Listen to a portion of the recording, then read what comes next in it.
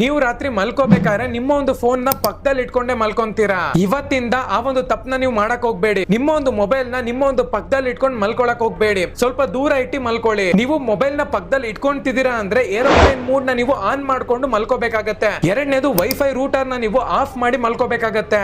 ಒಂದಿದೆ EMF, electronic magnetic frequency. ಈ ಒಂದು ಫ್ರೀಕ್ವೆನ್ಸಿ ಬಂದ್ಬಿಟ್ಟು ನಮ್ಮ ಒಂದು ಮೊಬೈಲ್ ಇಂದಾನೆ ಆಚೆಗೆ ಬರ್ತಿರುತ್ತೆ. ಇದು ನಮ್ಮ ಒಂದು ಬ್ರೈನ್ ಗೆ ತುಂಬಾ ಡೇಂಜರಸ್ ಆಗಿರುತ್ತೆ.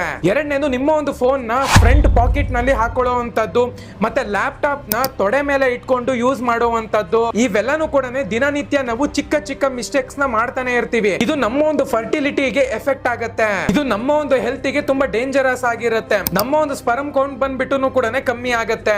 ಬೆಳಗ್ಗೆ ಎದ್ದಿದ ತಕ್ಷಣ ಲ್ಯಾಪ್ಟಾಪ್ ಮುಂದೆ ಕೂತ್ಕೊಂಡು ವರ್ಕ್ ಫ್ರಮ್ ಹೋಮ್ ನ ಮಾಡ್ತೀರಾ. ಬೆಳಗಿನ ಜಾವ ಹೊರಗಡೆ ಎದ್ದು ಸೂರ್ಯನ ಒಂದು ಬಿಸಿಲನ್ನು ಕೂಡ ನೀವು ನೋಡಕ್ ಆಗಲ್ಲ. ಟೆಕ್ನಾಲಜಿ ಅನ್ನುವಂಥದ್ದು ತುಂಬಾ ಫಾಸ್ಟ್ ಆಗಿ ಮೂವ್ ಆಗ್ತಿದೆ. ಅದೇ ತರನೇ ನಮ್ಮ ಒಂದು